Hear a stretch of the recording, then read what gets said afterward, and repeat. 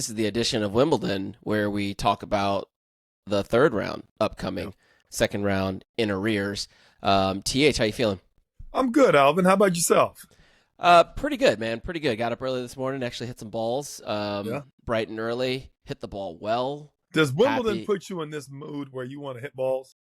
I always want to hit balls. Here's the problem. This is what always happens to me. Okay. I feel like I try to channel whoever I most recently saw.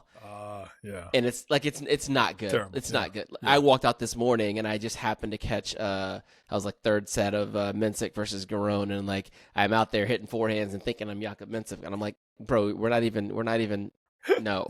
Like, no, I need something else. I tell you, There's a lot of similarities, Alvin. Oh, yeah. But then let me not. let me tell you. We both have red blood cells. I mean, you know what I'm yeah, and we gotta focus on the things that bring us together, not the things that divide us. But you and Jakub Mensik might be as far away from a couple of players as I've seen in a long time. But I hear your point. Yeah. So it goes. My slice backhand was looking good today, though. That's great. Slice backhand was looking good today. For you. Yeah, it was a good feeling. It's a good feeling. The guy I played with today, actually, we played one set, got into a breaker. I ended up winning the breaker, but he dusted me up pretty bad last time we played. So it was got a little revenge on him. Nice to let him know that I hey, that wasn't normal. Right. You caught me on the bad day. We are peers. We are peers. Right. Right. Back to the rivalry. That last little mishap was just that. Exactly. But totally. Today is the 3rd of July, which means tomorrow's the 4th of July. Yeah. Which means I'll see you tomorrow bright and at early. my spot. Looking forward bright to and early. it. Breakfast at Wimbledon and Alvin's house. It's gonna be a fine shindig. But I'm looking forward to it. Most of the listeners won't be there, so let's maybe give them what the people came here for. Yeah. Let's I'm thinking we start with the women. Yep. Tomorrow. Is it tomorrow? The match is tomorrow, I believe. We've got Arina Sabalenka versus Emma Raducanu. Yeah. So, I mean, Arina, she's doing what she does. Yep. Yeah, shook off French Open. She's here, back in right form. Yep. She's right where we all thought she was going to be. Emma Raducanu on center court at Wimbledon is like, she reminds me of like untucked shirt Kyrie Irving. Like it's just different. It's different. Like she fits that space so well. Like she embraces that space so well. I think her match against Vondrousova, I was dead ass surprised that she played that well. I was too. And no shade on Emma. I don't think Marketa played the match that she's capable of playing. I take no shade against Emma. Emma's playing good ball. We talked about Emma 4 months ago. She's playing the best tennis of her life right now. Better tennis, dare I say, than when she won the Open a few years ago against Layla. She's playing her best tennis right now, period, in the story. I don't take that against her. I don't think Marketa was the sharp. That's not to say any sour grapes. Emma won the match. I'm happy for her. It wasn't the match I was looking forward to seeing. That's all I'll say. But that's the Marketa Vondrousova experience, though. That's true. She will give you a feast, and then she will give you famine. A little bit of famine. That's kind of what we got. Yep. Agreed. And Emma took advantage of it. That's her job. And played solid. I think she was prepared for that feast and was ready. And good for her. And I look forward to seeing her in the All England crowd getting behind her in that match against Arina. Yeah, that one's going to be. Sure. Do you think you won't find many places where Arina Sabalenka is a not the crowd favorite. Sure. Like fans love her. Sure. I would say she probably got it against Coco a couple of years ago at the U.S. Open. Yep. Right. Yep. And then I feel like here, the British crowd's a little more. They're a little more reserved. Yep. It's not like she's playing against a Brazilian or something like that, like Fonseca style. But they, like all tennis crowds, and they will favor the underdog because they want to see more tennis, right? But she's certainly going to be the All England favorite tomorrow for sure. Yeah. I am looking forward to a good match. Alvin, we talked about this before. My only worry is she plays so well against Marketa that tomorrow may not be. That's my only thing. I thought she played very solid. Darn near for her game, flawless. And I know if I know anything after 30 years of coaching this game and off and on the next 40 years of playing it, is you don't play phenomenal twice in a row. And that's all I'll say. Yeah. It's going to take it's not the best matchup for Emma, obviously, and their record proves that out. Sabalenka's not a good matchup for many people. But under under these conditions, this feels like the best opportunity for her Sure. early in the tournament. Home court. Right, grass is still a little slick. Footing is still a little yep. suspect, and Emma's playing well and has a crowd favorite. 100%. Couldn't be a better situation. Like I said, if she had just routined her and not played that well, I'd feel a lot better about Emma. Just saying, and it's just going to be a Herculean effort. That's all I'm saying. What does it look? So what does that effort look like then, though? Let's say we get back together in a couple days and Emma Raducanu is in the 4th round and somehow beats Sabalenka. Like, what do you think would have had to happen for that? Twisted ankle for Arena Sabalenka. Okay. I mean, I don't want to put it out there like that, but I mean, something would have to have happened to Arena physically for that to happen. There's just not enough MPH on anything she brings to really affect. She didn't have Coco's speed. She didn't have Madison serving forehand. She didn't have, a Swiatek's rip backhand return on the rise and so on. And so I look at that to say she's a where do the 3 points come from? Right, if any, and they will not be in copious amounts. I promise you that. So that's all, and that's not to say that that's why they play the match, right? So we'll look forward to it. So bottom line, it's a good match, and for the All England crowd, I'm looking forward to it. Good for them to have a legitimate contender. In the sense of the word, not necessarily a possible champion, but a contender for this thing if things were to shake out. Unfortunately, she's drawn the number 1 seed in the 3rd round. So, but she's going to be around for a few women's to come, and I look forward to that too. Yeah, not to probably by the time people hear this will already have happened, but the order of play tomorrow on center court looks fantastic. You've got Fritz versus Davidovich-Fokina, Struff versus Alcaraz, and then followed by Sabalenka versus Raducanu. So that's a great match. Great matchup. Nice little ticket great right there. matchup right there. And I hope we give Fritz some little playing time. I thought he's playing some solid match, albeit 5 sets in his matches, but he's playing some great tennis. I'll know we'll get to him later. We'll come back to we'll definitely come back to him later because I want to take my hat off to Taylor Fritz because he's earned my respect in spades the last few days. Kind of moving down here. When I see Mertens versus Svitolina, that's just a pros match right there. That's a pros match. That is. It's just hey, Keys and Sigma, not too much different, but you're exactly right. Svitolina and Mertens, that's a solid old school Oski Peasky Weesky match right there. These girls been around for a while, and this is they might have, I don't know what their years are apart in the ITFs back in the day, but they probably couldn't be too far apart way back. And that's just a great matchup to see both of them play. And they probably have grown up together on the tour a little bit. You know what I mean? Yeah, for sure. That's a great matchup right there. I like that. I like that one a lot. That'll just be fun. That'll just be a nice match that you can get into. Like no one's gonna get overpowered. Right. That's gonna be that could be a 2.5, 245 kind of match. Like it's and with lots of playmaking. You know what I mean? Lots of playmaking, and both ladies. Mertens had a little bit of a tough first set against Ann Lee. This I guess was it today or yesterday? I can't remember.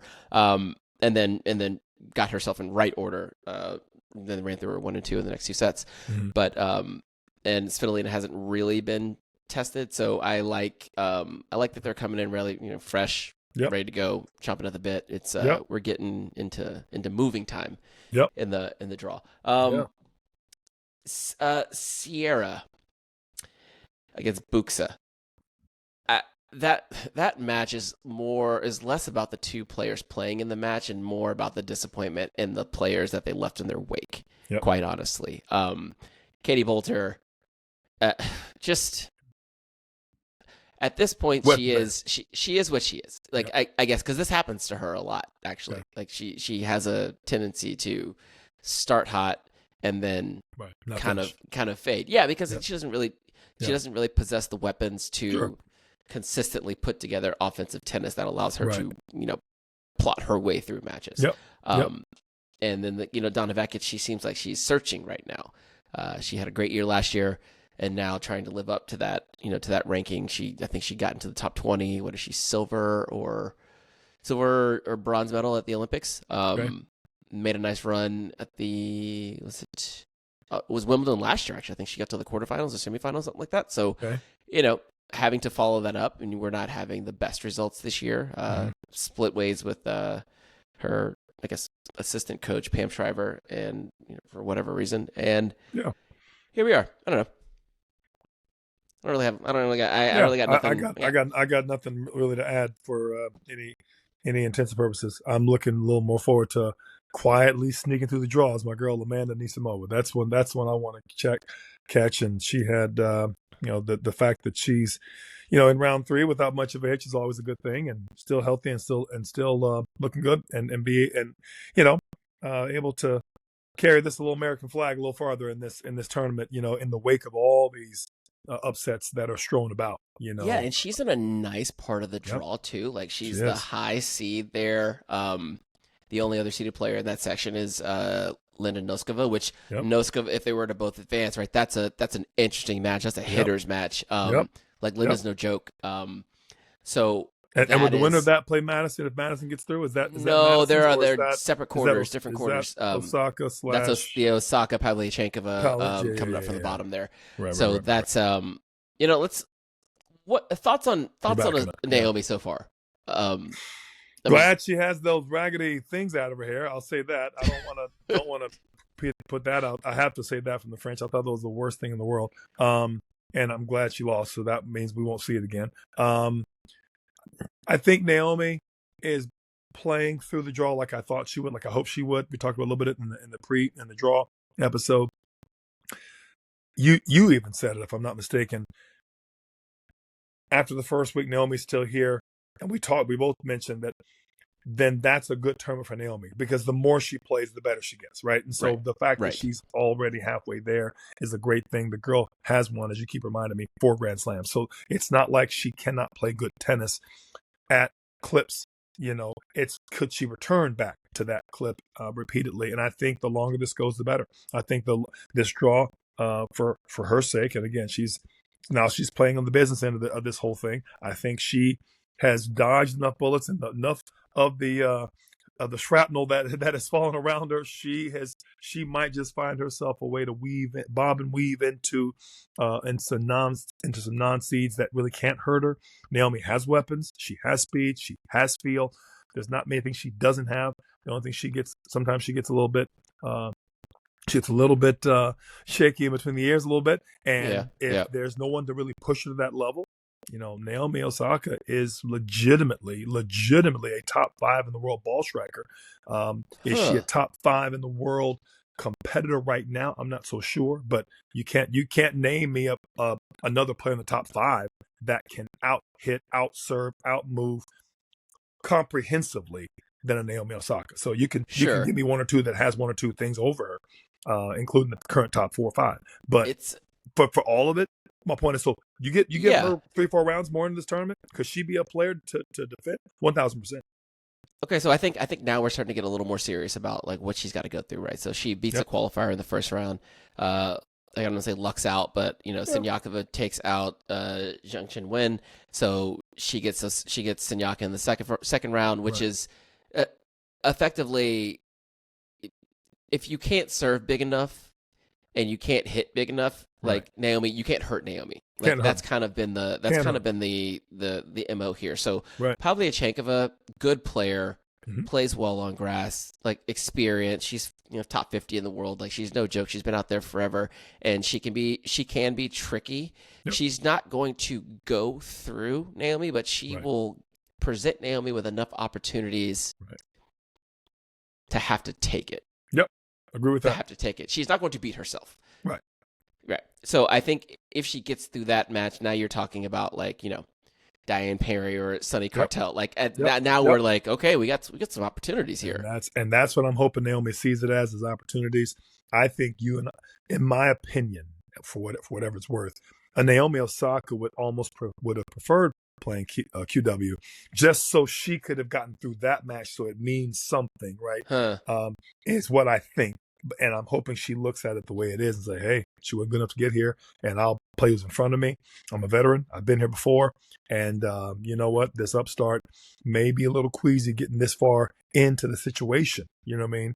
And you got a qualifier in Perry. You got a lucky loser in who's my girl in Sierra. You got a few people still hanging around that may be overextending their welcome. And you're like, hey, it seems like the right for the picking for me. It's how I really would is. It really is. And Naomi Osaka. She's got a nice, like, if she can get through this match, which I anticipate she will, actually. Because I watched all of her match against Sinyakova. Like, once she got into it, like, she was able to, she was in there. Like, she looked good.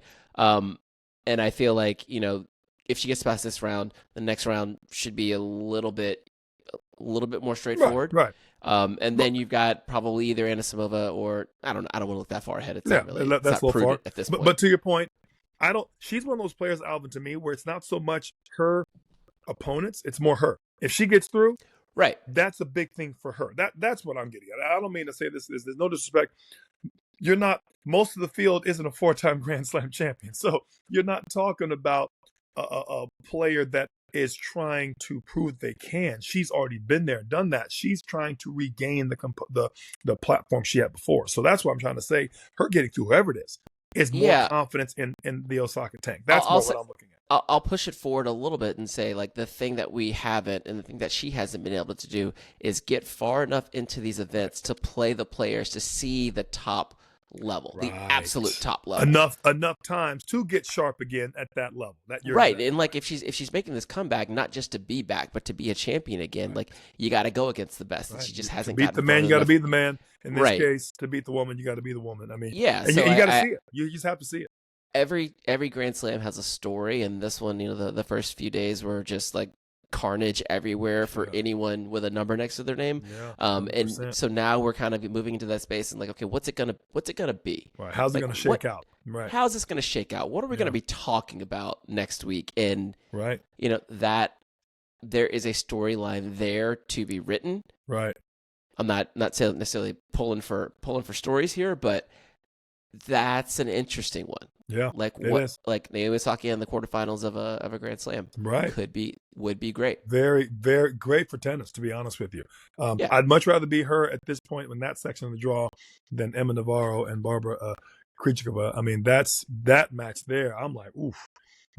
We got carnage around, and then you got what would have been a good match anyway, matching up, and I just look at things like that, and I'm like, jeez. I mean, Emma's playing well right now. Emma's playing some good ball. She tuned Kudermetova, the good one, not the other one. She's playing well. I mean, this little section right here is interesting. Like, you got Andreeva versus Baptiste. They're really throwing knives all over the place in that match. Yeah. And then Krejcikova against Navarro. God, Babs, man. Barbara she's just decided, like, I'm here again. Yep. Let me show you how this is done. Yep. And she's gotten 6 sets under her belt in 2 days. I feel like now she's kind of settled in. Like, she won the damn thing last year. Like, she's not a joke around here. Right.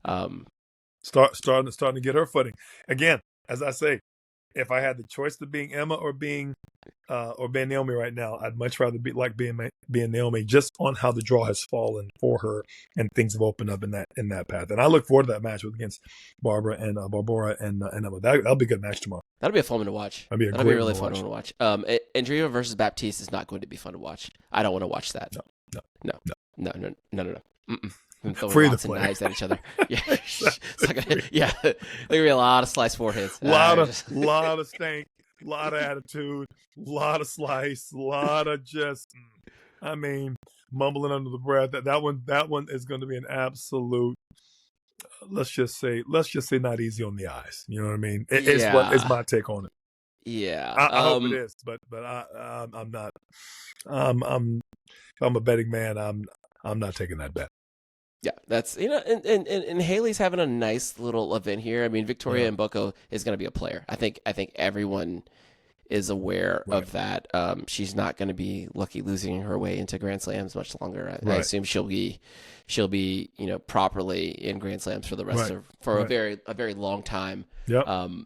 The girl can play. Haley's just a little too experienced right now for her. And on the grass, I mean, had that been hard court, I think it's a much different story. But on the grass, it just completely suits Haley's game. So we're back in the Towson, and you've got Kazatkina and Samsonova. What do you got? Those two matches there. We got Iga versus Danielle as well. This is where it gets. Sure. This is where Towson versus Raducanu. I mean, very similar players, tall girls. Yep. Big Both serves. Can bring with the serve. Yep. Yeah. Elena's looked great. Yeah. I just feel like it's. I feel like Elena's just better on grass. Like I agree. she's or a maybe better overall. Let's be honest. Hell, yeah. I mean, she's won a Grand Let's Slam. call the obvious, right? She won a Grand Slam and she was top 4 for a while. Like, yeah, 100%. she's better.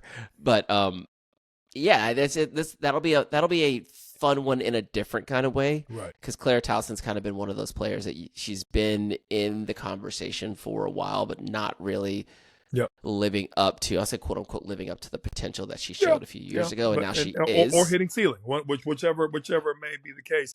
But this is a great surface to showcase her serve and her shot making ability, and a good opponent, and quite frankly, good for her backhand as well to return serve, right, and have some of these bigger players. Watching the McNally's Swiatek match earlier, I just still realize how, and don't get me wrong, McNally's got great all court game, but you just realize if you don't have a big enough serve, the stronger returner holds the advantage. And so it'd be good to see in this match with Towson and Rebecca, who both can serve, to kind of at least test the returner a little bit. You know what I mean? So there's a bunch of returning types out there. Jasmine Paolini being the prototype, right, of that play that can just absolutely rip you a new one with the return, but necessarily can't serve you off the court either. They're just banking on your return not being as effective as their return, and their serve holding one more time than yours. Where these two girls are, which used to be the model of the WTA, now it's not so much. The underdogs on top a little more. Shout out to 50 Cent, is a little more out there with that type. I came across this video today, and they were explaining some of the things about Wimbledon, and one of them had to do with the surface itself, talking about the conditions. Mm-hmm. And so every day they measure the hardness of the surface. I didn't know that. And kind of long story short, from the beginning of the tournament to the end of the tournament, the surface gets about 25 to 30% harder. Oh, I which means the bounces get higher. Higher, for sure. So when you start to think about players who would do better better with that a higher explains bounce. A lot of our last 15, 20 champions, to be honest with you. No offense to past champs, but that shows you how, back in the day where it was more of a, as you call it, a server's paradise back in the day, where now, because the ball just didn't come up, it seemed like back in the day. And now I feel like, well, and they changed to 100% perennial rye in like 2001. So like that was kind of the thing that muted the speed in the beginning, but then dries out, increases the rise in the end. Which in the second week allows for more ground stroke rallies. Right. Exactly. Right.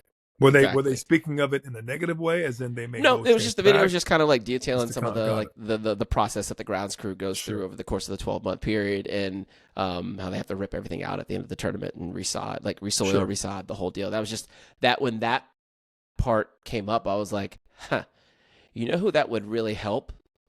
Someone like an Iga Swiatek who doesn't typically get there, but if she were to get there, it becomes more suitable to her given skills. Exactly. Sure, exactly. Sure. So that's just like a little something to consider. Yeah. Put it back and put in the tickler file and realize that for later. No, I'm with you 100%. Yeah. You wanted to talk a little bit about I guess we're almost down here to the end of this draw. Not really. I haven't seen much of Danielle's tournament at all. I don't know where she is with her tennis. I mean, I know she beat Camila Osorio, and then she took out a qualifier. Yeah. I don't know where her game is right now, but she's here, and her and Iga matches are typically, highly competitive, if you will, and involved and engaging. So at least that'll be fun. That's a nice little section right there. Like the winner to play against the winner of Towson Raducanu. I mean, probably Iga. Probably. Yeah. Probably. I would say a very strong probable. Probably. Just because she's playing well right now and looking solid. And to be quite frank, had it not been for McNally's volleys and all-court game, stealing some points, some crucial points and momentum, Iga's passing like she's literally got targets on the court, and her returns are always solid, and her serve's pretty good. I felt like Katie played as good as she could have played. And to take it three. And I felt like Iga, watching that match, Iga shifted gears in the second set, like, okay, let's go to level 2. Yeah. And started hitting that inside and backhand on the deuce like there was no tomorrow. I mean, it was just like, oof. You just knew that there was an extra 10 miles an hour, an extra 8 foot of depth, and she was inside the court an extra foot and a half, and it was just like, now you got my attention. Yeah, I turned that match on and I was like, I saw the first set score and I was like, Jesus, am I gonna have to issue another apology to Katie? Yeah. Foot in mouth, the whole deal, and then Iga just turned on the burners and like settled in. It's like, okay, this is now it's one way traffic. And Ziggy texted me, he was watching the match. Well, he's like, yeah, she just doesn't have enough oomph. Right. She can't hurt her. Can't hurt her. Can't hurt her. And let me say this again. One of the better matches I've seen Katie McNally play in a long time. And that's not to say that she's not a good player on the grass. Her volleys and her coming forward were superb. I mean, she made a couple of, I'd probably say she made probably 10 to 15 open court volleys that Sir Pete Sampras would have been proud of. And be like, wow, nice. I mean, just had the hands, the feel, the feather on the low backhand volley. She's got court. That. She's got that for sure. Just so nice to see and competent the grass itself. The grass gods, thanked her for her performance today. But she played against one of the best passers of all time. Right. And so that's just a tough matchup. So anyway, that's what I saw. And kind of moving on down to the last, the bottom half of that quarter here, Kazatkina versus Samsonova. Yeah. I feel like I watched Samsonova play against Raducanu as a grass court event, maybe the first one right after the French Open, and I thought to myself, no, sorry, it was whatever. It was either right before the French Open or right after the French Open, and I thought to myself, she's due. Like Ludmilla is due to pop one of these. And I feel like coming out of this, the bottom half of this quarter, she could/should be right there. Like she's got everything. She's got everything except for like maybe the willingness to be bold in big moments, which will often bite you in the butt. But yeah, that's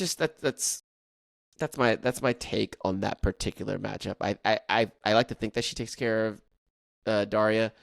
Kazatkina, fantastic hands, super heady. I just feel like once she gets to a certain limit, which she doesn't have the pop. The glass ceiling is right there. I just don't see the pop. A lot like a McNally, maybe a little more ground stroke heavy, but if anything, maybe a little stronger off the ground and maybe not as good around the net, but still no slouch. If there was a 60-40, she's a 40-60, right? In that scheme of things. But again, I'm with you. Ironically, on this surface, I would give it to Samsonova. Just because of her, just a little more firepower, a little flatter of a ball, and a little bit more, just a little more penetration, and almost because of her lack of transition that I've seen, and I haven't seen Daria play a ton, but I would got to think the matches I have watched, Samsonova's depth, power, and if she's coming forward at all to close out, that will give Daria some fits. Yeah, agreed. Yastrzemska. Had a tough one today. Went deep into the, she ended up winning, I think 10-8 in the match breaker in the third set. Fist of fire. I feel I'm gonna keep an eye on her. Yep. Just keep an eye on her. Yeah, that's it. I agree with you on that one. I agree with you on that one. See, you got to look at who has she played so far, and we're in this tournament. The carnage has been so much the highlight that other players have kind of been, I used the term earlier, bobbing and weaving a little bit to kind of avoid, some of these upsets. And now we're getting into the real business end of the actual round 3, round 4, and round 16, because now you're left with the shock. Who's weathered the storm, right? And who can actually kind of play through in these moments, to your point about the surface hardening up and maybe the bounce getting a little bigger. So, but a lot of the people you would have matched up, you would have thought you'd be matching up against, have now changed. And so the other little small factor here, Alvin, is many of these players are not seeded. So you haven't played them before. So now you get that little element of, I haven't seen this player in a while. I don't know the scouting match on this player. I haven't played them. And so that could be an interesting, especially if they're, if they're starting to actually turn on, I'm looking at Coach Areta, and a few others that you haven't seen this player before. How is Belinda going to take care of that? She hadn't probably played Elizabetta that many times. I don't know if Elizabetta has gotten that far into a Grand Slam before up until this point in time. So how do you scout what you haven't seen, right? So those are some things that I look at and I'm like, ooh, that could be just the you're not sure. We just saw what happened with Lois Boisson and the French. I don't think anybody had seen her play before, both between her being hurt and not making some of the main draws. So she's a complete, the English term, spanner in the works. Because you don't know. So that I think there's a little bit of that still hanging around in terms of that could just trip you up a little bit if you're not having one of your best days. And so it's gonna be nice to see. Yeah. All right, let's pop over to the gentlemen's singles. Sure. I mean, I don't want to talk about Sinner. We'll talk about him later. We'll talk about him next week. He was almost an automaton today, wasn't he?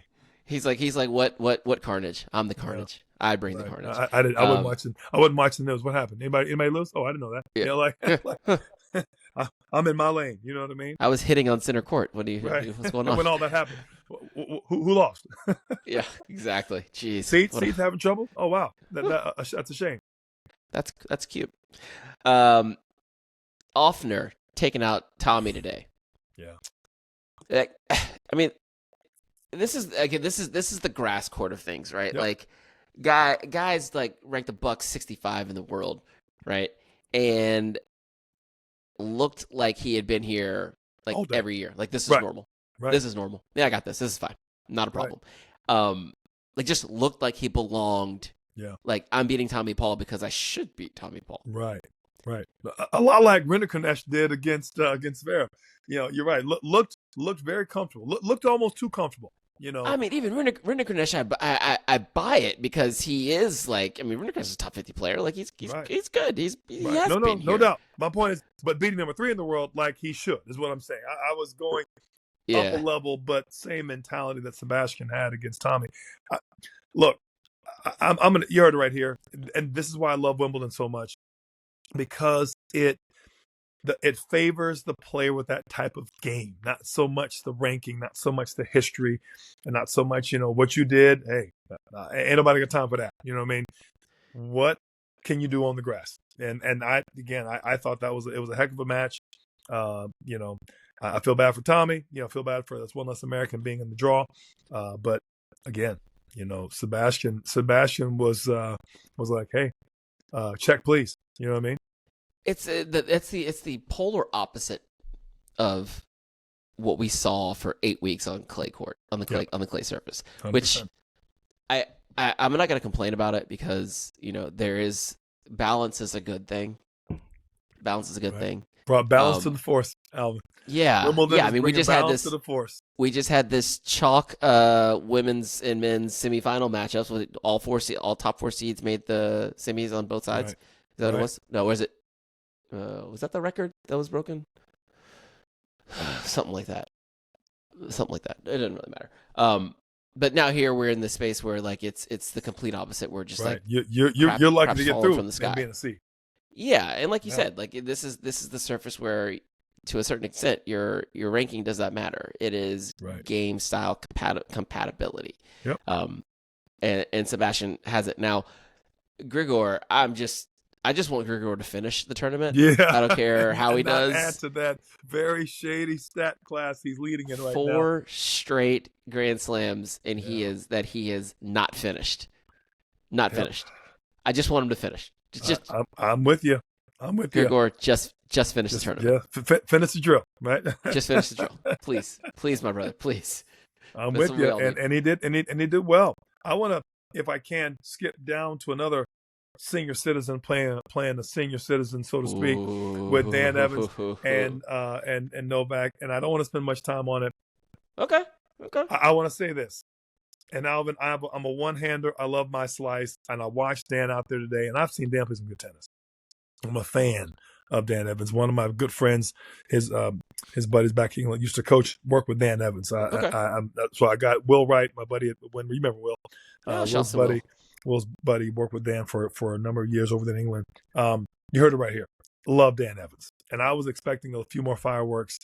It looked like Dan was trying to bring the slice backhand back from from the 1987. He was, and I'm telling you, and Novak not only saw him one and raised him one with the serve and volley, but it looked like Dan, I think he's 41. Things I looked up. I think he's 41. No way he's that old. No way. No way Dan's that old. I think Dan's a year or two older than Novak, but maybe 40. I looked up the other day, but you heard it right here. Novak looked like he was 27 again in this match. Just saying. Okay. Maybe Dan's game style just made you think he was in his 40s because he's 35. He's still 35. Old though. Like he looked 45. Yeah, he is definitely one of the. He's a sixth oldest player of the draw, something like that. Like there aren't many older. God, yeah, Novak just flexed on him. It was Novak bad. made it. Novak made him look like you might want to consider making this your last one. Call it a day, Danny. Just saying. Call it a day, Danny. Thanks for playing. That's all I'm saying. And that leads me to my next older player who looked about as frisky and about. I've never seen Marin Cilic have that good of footwork, and I've watched Marin Cilic play a lot of matches. Alvin, his footwork looks better now than it looked when he won the U.S. Open some years ago. I'm getting goosebumps. Marin looks amazing. Amazing. Like, who has Marin been working with on the footwork? Because I thought it would be a tough matchup. I knew that. We talked about that. I just told you I didn't like that matchup. I didn't like it at all. I said I had to go with game style alone. I had to give it to Cilic, but I was deep down hoping Draper would just prove, kind of give the old middle finger to all England club and all that for the shady draw they gave. He had nothing for him. I'll tell you right now, he did good to take it forward. He did good. Cilic was playing that well. Cilic woke up and he was like, you know what? It feels like 2017 out here. Let's play some grass court tennis. Like, just looked like he owned the place. Man. Hitting his backhand big, which he always does. Hitting his forehand clean, moving forward, going behind the guy. Served well. Even when he wasn't serving huge, he managed his first serve better, hit his spots. And he wasn't, the old Cilic was banging, but just was bringing heat at all times. And this new Cilic had a lot of good kicks, had a lot of good shots, was going to the body, a lot of kicks to the backhand, but he was owning the forehand. And you're right here. I have never been so inspired to see a player on the older side play that good of tennis. I absolutely was. I was impressed. I think is the only word I can say. And impressed doesn't fully speak to the emotion that I felt watching him. I mean, this is a place where there's so much value and experience on the surface. Yep.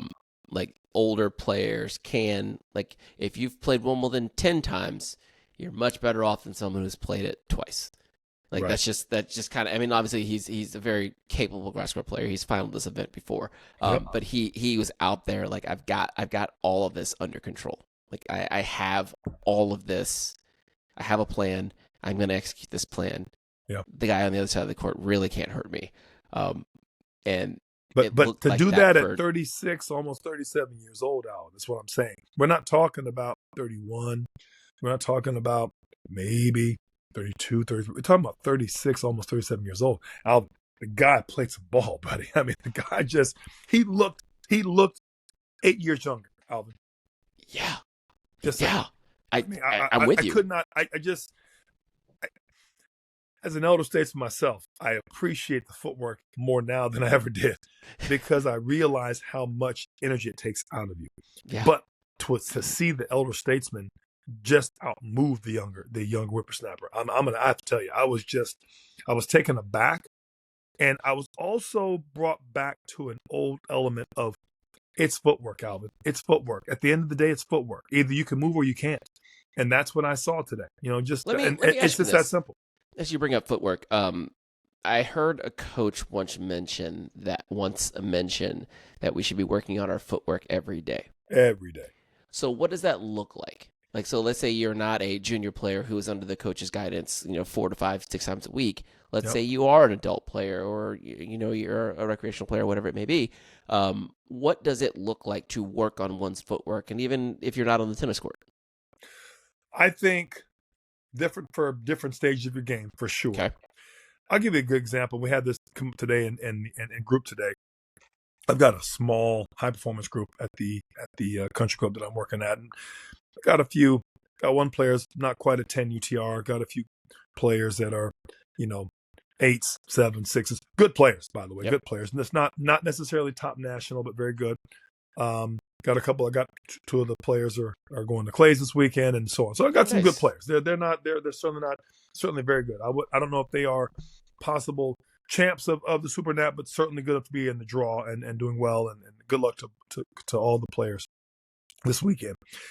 I had a young lady who I'm working with, young girl, who I've been on her case strong, Alvin, because you remember my main man, Jeff Clark, from back in the day. Oh, yeah. And Clark was one of those players that didn't move, Alvin. I rode him like Roy Rogers rode Trigger. I rode him strong. And we finally got Jeff to buy into moving. Well, I have the young female version of Jeff Clark. Okay. And it was so funny today because she's about 13. And so I had Alyssa watch these three other players. I have a young girl who's very, very talented, young player, Michael Spruill, who's 14. And I had another young girl who's going to Clays this weekend, Shaylee Dodia. And I was helping her to watch, okay, this is a 14. This is a 15-year-old. This is a 17-year-old. And I want you to see the difference in we were talking about volleys. I said the better player will volley better. But this reason isn't their volleys. It's their footwork. I said, if you can land 4 steps before you make a volley, you got great volleys. We're talking about a split step. If you're good enough, a double split step, a little hop back, hop forward, and then be able to land your feet and be able to let your body become the wall, right? You know that. I know that. But to do it is hard, right? Yep. Michael's a very athletic 14-year-old, uses her hands too much, all the way out, very good out wide, doesn't always take the steps she needs to. But she can make some good shots when she hits the ball well. And then Shaylee got to the volleys. And Shaylee's she's mid-7, not quite an 8 UTR, and very good doubles player. And you just saw precision at the net way more than you saw it before. I started going back to my old roots of footwork because I was, as you remember, more of a footwork and conditioning and strength conditioning coach. And I started saying, you know what? I've got to get back to this more because at the end of the day, I just have to demand that more. You talk about long-winded answer to answer your question. Simple answer. Move more. If you can take 4 steps, take it. If you can take 6, take it. The only way you have the ball, you're inside the court and you've taken 6 steps. The only way you can defend is you've taken 4 steps in stride. And if you had to take 2 or 3, you're probably slicing. Or, in the words of my main man, Walter Sobchak, you're out of your element. Yep. And you are not quite in the mix. Adults take more steps. Juniors take way more steps. And if you're a pretty good player, you already know this, don't get lazy. Don't let your stroke have to make up for your bad footwork. And I think that's really what it comes down to. I've watched center now for the last year, Alvin. And I'm convinced the one thing he does better than everybody else is his footwork. You take the footwork away.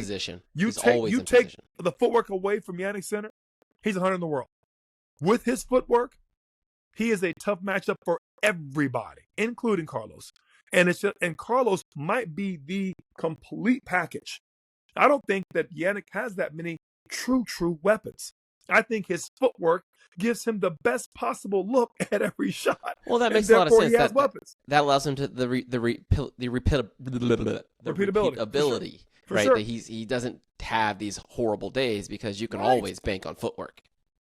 Alvin, and he has it in spades. And Alvin, I'm telling you, and the guy's footwork just never takes off a point. Answer your question. Footwork. Second answer. Footwork. Third answer. Footwork. That's footwork. That's footwork. Move more. An interesting, not related to that, but you brought up center. We've talked about this a few times. With players, how the men's game's adjusting, how it's changing, right? Casper and Stefanos have mentioned that the game is changing. It's changed while they've been on tour. I agree with that. And I've always liked to bring up, like, okay, Alcaraz, he's 21, 22, whatever he is, but he won his first U.S. Open 4 years ago. Right. So there are players who are now on tour who were in juniors when he was, first hitting in the scene, got a chance to watch him and start to, pull from the pros, and that's what they're pulling from, right? Sure. Guy Alcaraz, you see it in Fonseca, you see a lot in Vincic, like these, you see it in Feast to a certain extent. Guarantee you see it in Feast. The guy, the qualifier that Alcaraz played in the second round, Tarvit. I saw a lot of, the guy's young. I saw a lot of, I've been watching Alcaraz on TV for the last 4 or 5 years of my life. Right. As an impressionable teenager. Sure. It's just like a poor man's Carlos out there. Sure. Sliding into backhands, tagging him. Now playing Carlos. Yeah. Right. Yeah. So I'm like, but I say that we always talk about like who is coming, like how much runway do Sinner and Alcaraz have? Like, is anyone going to challenge them? It always happens. Just wait. Someone who you have never heard of is going to pop up. They might win Orange Bowl this year. And in 2 years, might be giving Alcaraz fits in the second or third round of this event. Like, it happens. Happens fast. all the time. It happened. It happened for Alcaraz, right? It happened for Nadal. It happened. Nadal was that player with Moya, and so on and so on. And you're absolutely right. And that's what's so fun about the game. It's heartless in that way. Like, it doesn't give you any extra credit for being a veteran. At the same time, if you're putting in the work, it rewards you. You know what I mean? And it's no, you're absolutely right. And I was happy to see Tarvit get through his first round. That was a big moment for him and his family. And obviously at the same time, now you go play Alcaraz. You know what I mean? And it's like, oof. And dude, at the same time, it looked like Tarvit was happy. And he even said, match of my life. He thought he won the lottery. You know what I mean? And that's what even made it more special, because those of us that know and appreciate that, you'll play your whole life to hope you get a chance to play on the big stage against one of the world's best. And if you really love it, man. And I was happy for him, just so happy that he had that moment. Whatever he does in tennis, you can't take that from him. British kid, I think he was 17, 18 years old, something like that, qualified, won a round, and now he's playing against Alcaraz on center court at his home slam. Yeah, you take that. You take that. No, you take 10 it all times day. out of 10. Yeah. Take that all day. And since we're down here, Chucky's got Struff in the next round. That darn Struff. Struff told you that was going to be a tough matchup for Felix. I knew it. Yeah, Struff is just solid. Like, he's just solid. That's what beats Felix. Solid will beat Felix. Solid beats Felix. Unfortunately, that's unfortunately the MO, isn't it? That's the Anyway, I do because Felix is that player that I just kept hoping would continue to improve and turn the corner. I have a confession to make. I have the same sneaking suspicion about Arthur Feast, and I'm just fighting it with everything I have in my being, that I just hope it continues to punch through. Felix looked unbeatable when he was coming on the scene, had some great wins, was coming through. You just thought he was going to continue to put it together, come forward, get bigger, get better, take moments when he had a chance. And unfortunately, right now, it looks like he's going the other way. And again, he's had a great career. And not say that we're putting dirt on the coffin. You know what I'm saying? It just seems like the ceiling has been reached and he's going the other way. That's all I'm going to say. But you hate to see a guy with as big a serve as he is, as good of a mover as he is, to go out, second round against a guy like Struff, because it just says that, he doesn't command that level of intimidation, can't hold serve as well as he would like to think he can with as big a serve as he has. And from Uncle Tony and the Canadian Federation, it just doesn't seem like anyone's been able to get through to Felix. He's taken from the Sasha Zverev school of tennis. I'm going to call it tennis game management. He's still hoping for the mistake. He's not going to take it from you. He's going to want you to give it to him a little bit. He'll play big at big moments, but make no mistake. Well, and the difference being that, like, he's also not as steady as Sasha. Like, that's Sasha. I guess Sasha can game manage against the vast majority of players because he won't miss. Right. 100%. But Felix, his rally tolerance isn't as high as Sasha's, and that's a bad. If you're waiting for someone to miss and you tend And you to miss. shank forehands every once in a while. Then but it's not even the shake forehand. I mean, on grass you're going to shake a forehand and hit. I'm not even talking about on grass. I was just talking about I'm talking about Felix's inability to take one, to just hit the step up and come forward, to hit the big four. He'll come forward when he has to, and he has good. And again, he has good volleys, Alvin. And we're not talking about a guy who doesn't have volleys. He has everything. He has everything. Everything. He has everything. And that's what's so frustrating to watch. Is you're like, oh, come on, bro. He's tall, Alvin. It's not like he's 5'10". He has everything. Everything. And I'm like, oh, except if for I had hair, I'd be. But he doesn't have it. He does not have the makeup of a true champion, and that's almost everything at that point. Yeah. I don't even know if he thinks. Does he come across as a tennis thinker, if you will? I'd even say maybe an overthinker, but certainly not a guy that's going to take it from you and serve you off the court. He'll hold serve because you'll miss a return. He won't serve you out and serve for the match as often as he should for what he has. And that's all. Again, we don't need to give him too much airtime. It was unfortunate, and quite frankly, I was disappointed. Not disappointed in the match. Disappointed. Struff's a good player. Struff's a very good player. I was disappointed that Felix did not bring a little bit extra to the table for what it is, especially at this stage in his career. You know what I mean? Let's face it, you are going the other way around. And a year from now, Alvin, going out too many second rounds at slams, you are 60 70 80 in the world. You're no longer a seed. You're that guy that's 35 who's in some 500s and knock off 2 or 3 seeds in a 1000 just to get back to where you were, let alone, and no one wants to lose. No one's trying to lose. I get that. We all understand that. But it just seems like Struff would have been a good win for him to kind of sharpen up his tools for sure, to go for the next one. And unfortunately, that's not going to happen. So not going to happen. I want to give an opportunity. I want to talk about Andrei Rublev here for a second. Mm-hmm. I know I said I wasn't going to talk about Andrei Rublev again.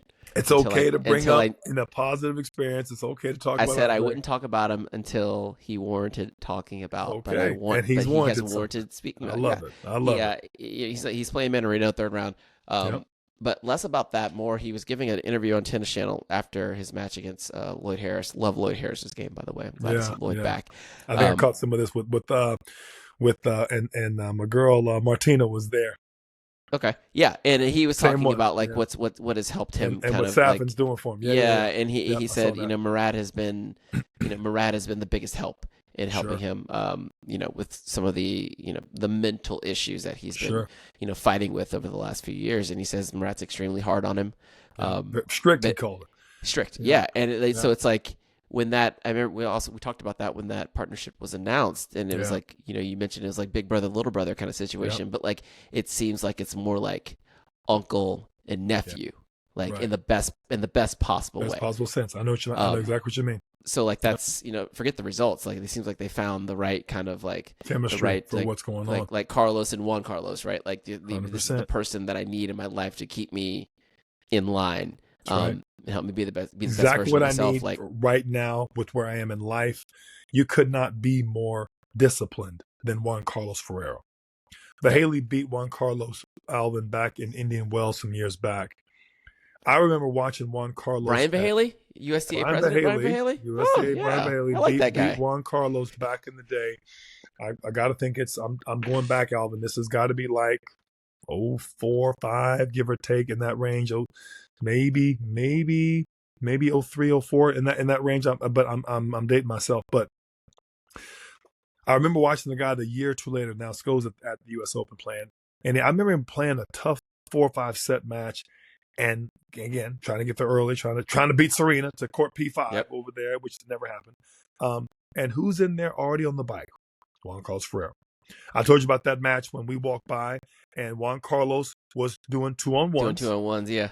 And then we came back, and there was 2 new guys ready to do 2-on-1s because the other 2 got tired. This is Juan Carlos on an off day, getting ready for the final against Safin, by the way.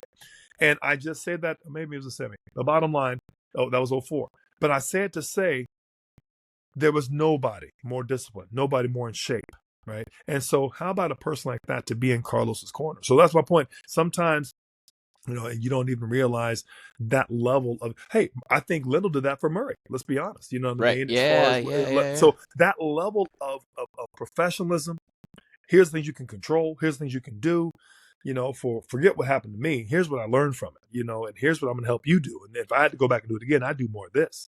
I don't think anybody was in more finals and lost a few than Ivan Lendl. And no one was in better shape. He was one of the players like Martina with the women. He was one of the players in the men's tour that brought fitness to the forefront, right? So anyway, I say to say, I'm happy for Safin. Martina even said, well, he wasn't as strict with himself, so he's being strict with you.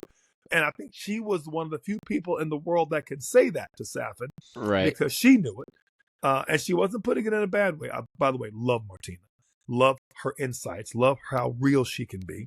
Wish there was more Martina and less Tracy Austin and others. You know what I'm saying? Don't get me started.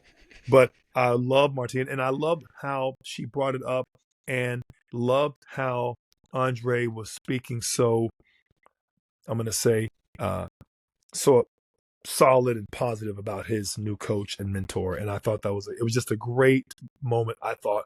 And it's helped Andre. Andre, she asked him, right?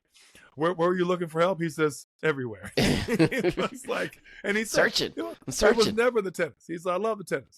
He says, but it was just me. That was also really nice to hear. Like that he truly loves tennis, which I think is something that is lost, overlooked a lot. Like if you're going to make this your living and you're going to go through the ups and downs. I mean, he's been a perennial top 10 player for a while, but like if you're going to be able to get through kind of these bad spells, these tough spells, you have to truly love this game. Right. And that sometimes you can see that's not always present with players. But it's just fantastic to hear him speak. Oh, I almost shed a tear when I saw him in there and be able and be comfortable being vulnerable to say it. Oh, yeah. You know what I mean? I was so proud of Andre when I saw that moment, and I was going to mention that to you. Again, I like Mehdi. I've loved Mehdi. I've loved his dry humor and all the things he brings to the table. I've always loved Andre Rublev, and always felt like he if he just got a few things right, he could turn the corner. And I've coached kids like, much lesser, but I've coached kids like Andre that you just hoped that they got their mind right, they were going to be all right. And he is the quintessential kid that I've coached that I just just at 14 in the world, if you just get your mind right. Right. Oh, you know what I'm saying? You'd be 4 tomorrow, and you'd have a shot to be number 1, and that's a big ask. Maybe mine was 14 in the country, and verse 14, but same thing. Shout out to my boy Eric Morgan if you watch it. That's exactly who I was. You know what I'm too. saying? Because exactly Morgan was my Andre Rublev. You know what I mean? He was my 14 in the country. Right there. If I just got it, and you know what? I've had beers with Eric. We're talking now.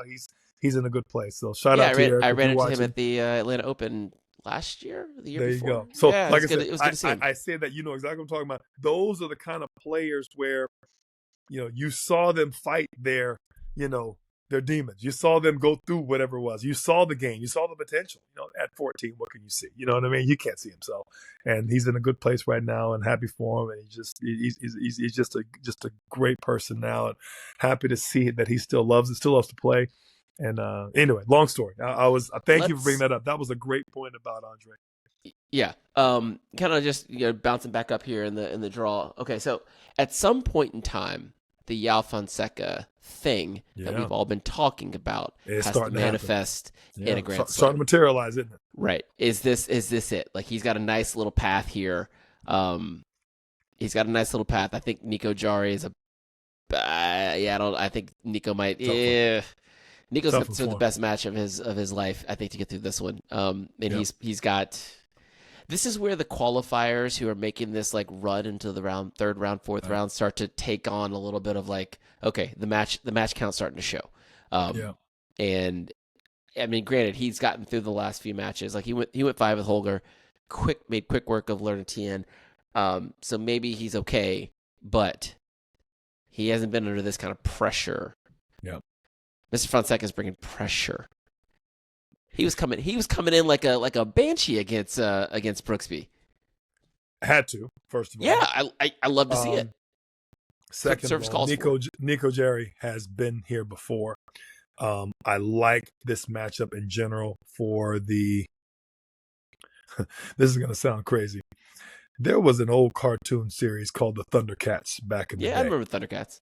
Lion-O had to get through all of the other Thundercats to approve his medal, right? To be the leader of the Thundercats, he had to get through. He had to be stronger than Panthro. He had to be faster than Chitara, so on and so on, right? I say that to say, this is a great match for Yao either way. If Nico gets him, it shows him what he needs to work on. And if he gets through Nico, it shows how far he's come. It's simply a matter of, will he do it now or will he do it next year? I'm quietly hoping for Nico because Nico, again, like a Chilean Felix, right, has had his chances and he's hit his ceiling and now he's on the other side. But it's one of those matches where I look forward to Yao learning from it either way.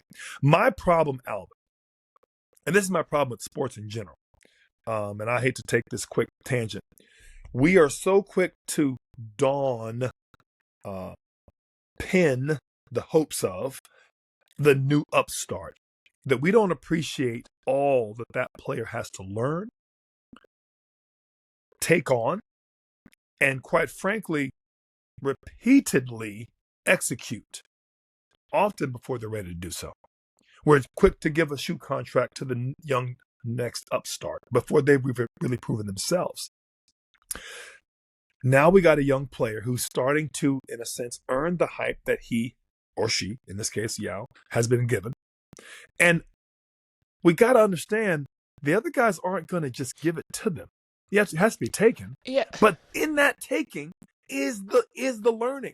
And I'm not expecting him to dismantle Nico. I'm expecting him to play a great match and learn from it so he can be a better Nico next year to get to that level of top 20 and so on and so on. You get what I'm saying, Alvin? Yeah, I hear what you're saying. I just don't think that Nico Jari.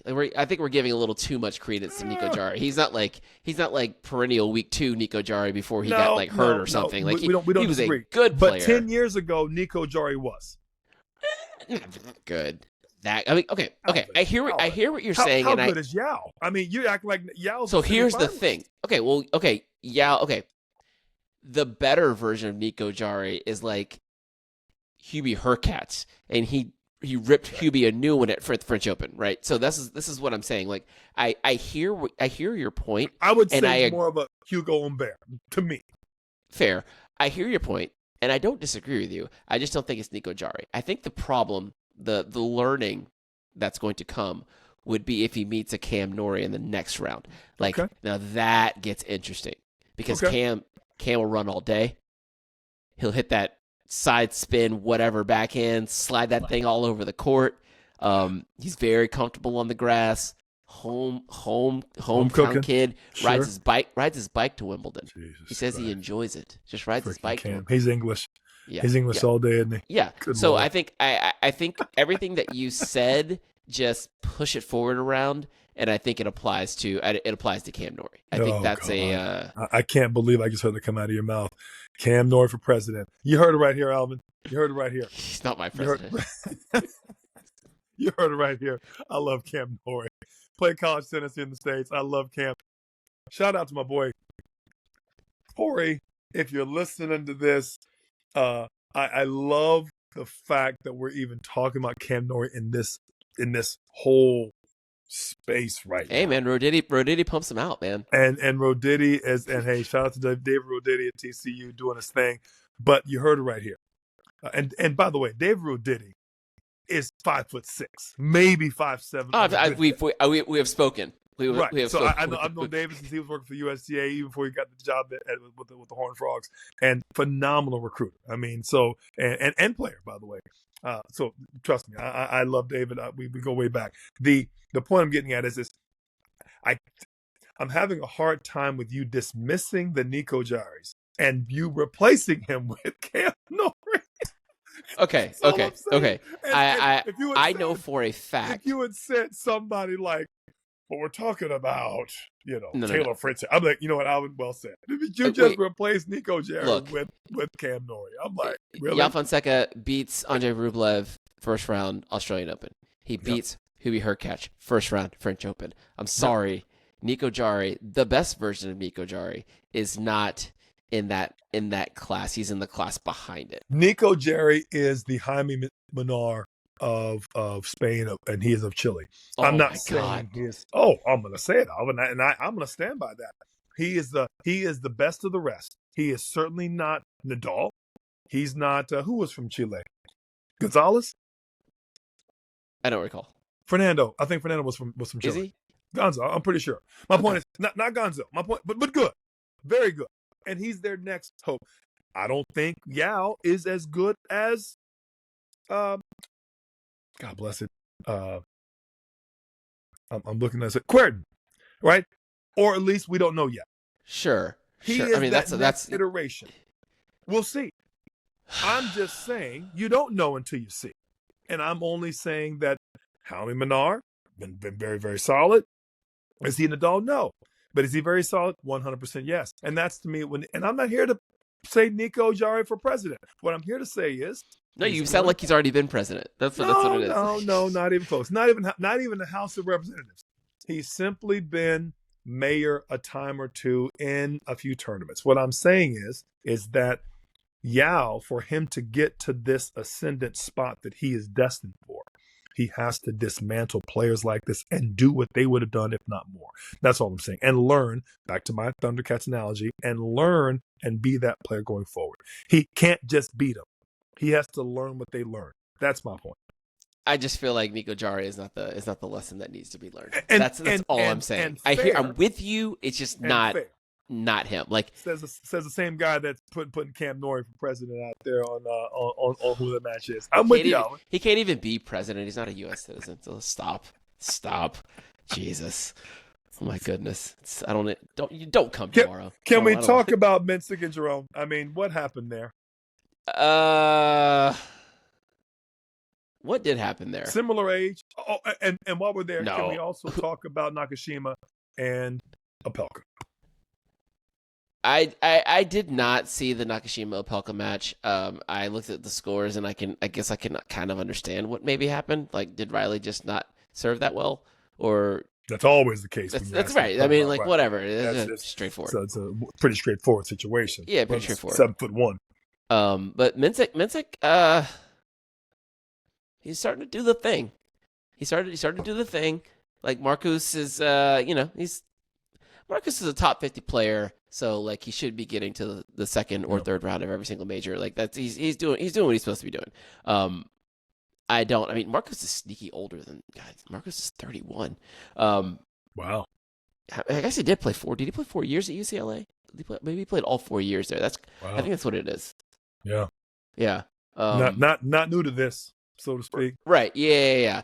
But that's to your point about Fonseca and Jari. Like, if Mensik, who is ahead of Fonseca as far as like what he's done so far, they're the two young guys that everyone's kind of like got their eyes on. 100%. He should be beating a Marcus Giron in the second round of Wimbledon, 100%. And then he did. Right. And so, he did. Albeit in what 4 or 5, but he did. 4? Was it 4? It was 4. Yeah, it's fine. Weird things happen on grass, but he did it. Yep. He got the W, and then he's got Kabali in the next round, and Kabali's been playing chumps. I think he's about to run into it. 7-6 in the fourth, but 4. It's grass, whatever. It's grass. Taylor, I wanted to make sure before we get out of here that we talked about Taylor Fritz. And yep. If I was wearing a hat, I would take it off.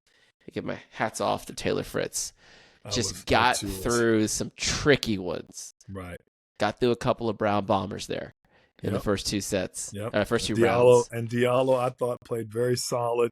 And hey, I don't think we have. I'm doing it again. I'm buying into the Kool-Aid of Diallo like I did with Felix years ago. And the brown Canadians, they just get you, huh? They get me. And this one came out with some blonde hair and a little weird. I was like, wait, what happened to Diallo? What's wrong with this brother?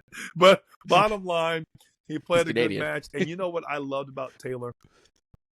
Taylor looked like he enjoyed that match today. And I know that's a weird statement to say. Taylor looked like he enjoyed the competition. He enjoyed it being that close. Taylor didn't look like he enjoyed that match with Mensik in Miami. And I felt like in that match today, I felt like Taylor looked a little more comfortable in the under duress. And I was really happy to see that about Taylor. That told me he can go another 2 or 3 rounds just because he's comfortable in the situation. And I did not see that with Tiafoe, when he was playing against Cam. Tiafoe looked weathered. He looked beleaguered. He did not look like, I got this. Taylor fancies himself. Taylor fancies himself good. as one of the best grass court players in the world, and he might be. So I think that's why he feels comfortable.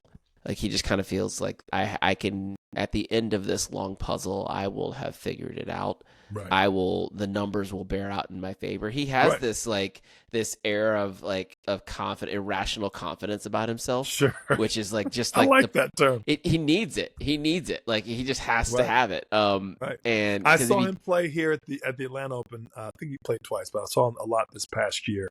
And Alvin, you heard it right here. I was not as impressed. I've seen better players, period. I've also seen some of the best. Taylor carried himself like he was one of them. Right. Exactly. Right. Fred's right here, and then the dog's right here, and I'm right there. I'm right there. That was almost how he played. So I saw him at Miami when I watched him play. I can't remember the guy who was playing, but it was a later match, like one of those, like, not a night match, but it was being played at night. And I'm sitting there. I mean, I'm front row. I think my brother saw me on TV that day. I was right there. And I'm watching him play, and I'm just like, he feels like he's going to win this match 2-2. Right. And that the other guy should just let him win 2-2. Like he's like, I'm that guy. Like he carries himself like he's that guy. Yeah, but like he does.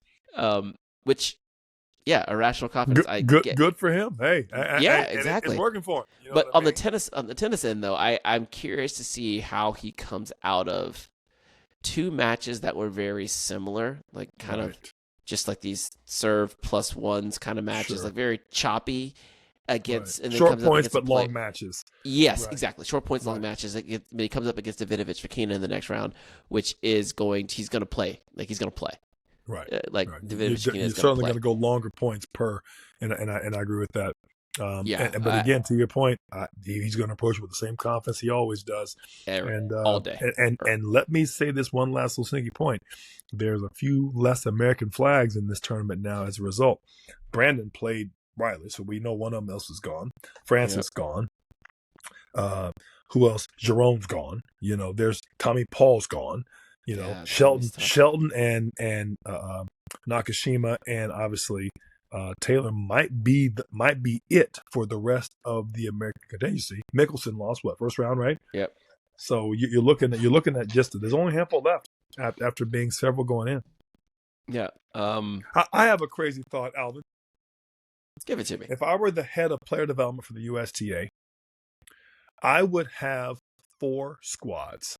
This is a weird thought. I'm going to put it out there because it just came to me. I've been thinking about it for a while.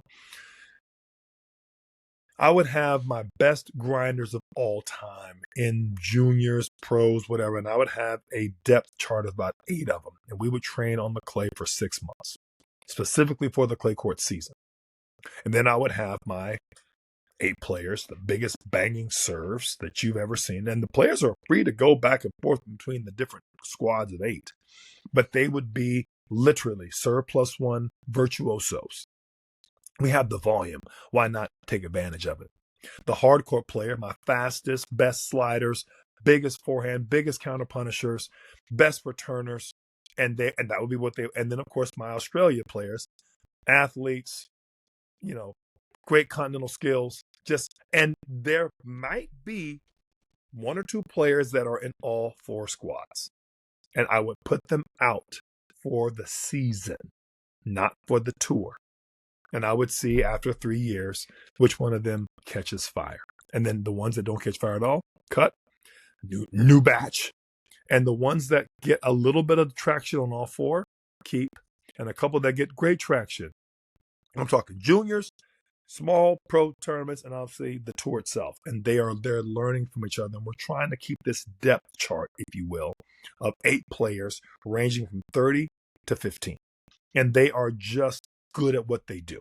The 15-year-old is trying to learn from the 30-year-old because the long in the tooth is going to be retiring soon. He will end up coaching that team after a while. And the same thing with the French guys, with the French Open crew and the clay, and the same thing with the hard court. Here's what I'm saying, Alvin. Each surface brings its own challenges.